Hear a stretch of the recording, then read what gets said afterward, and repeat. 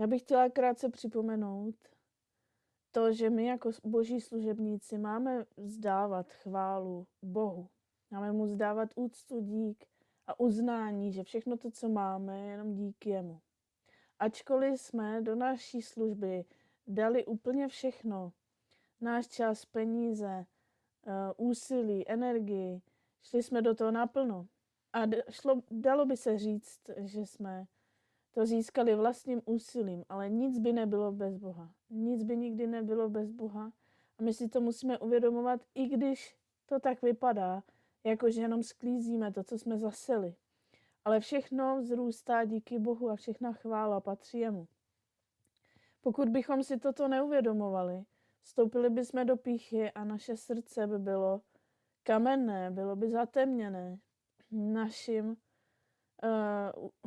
naším přesvědčením, že jsme všechno získali sami.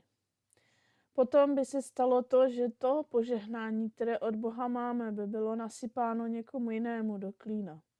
Pán by od nás odňal své požehnání proto, že jemu v první řadě jde o naše srdce, které chce chránit, a pokud bychom měli upadnout do pýchy, tak je pro nás lepší, aby jsme vstoupili do nedostatku a zpamatovali se, než abychom pokračovali v té špatné cestě a ztratili vlastní duši.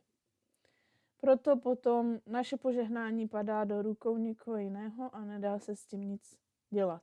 Pokud se ubráníme této pýše a tomuhle špatnému postavení sami v sobě, své vlastní duše, vstupujeme do požehnání Božího, kdy Bůh nás plně zaopatřuje ve všem, co děláme.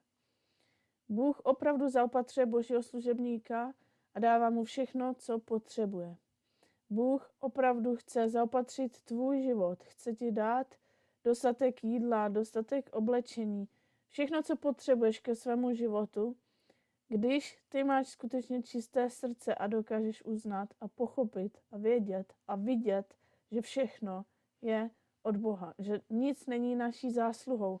Pak ti Bůh začne mocně žehnat a to požehnání bude dostačující pro celý tvůj život. Tak to funguje, protože je skutečně pravda to, že všechno, co máme, máme od Boha a že požehnání je od Boha.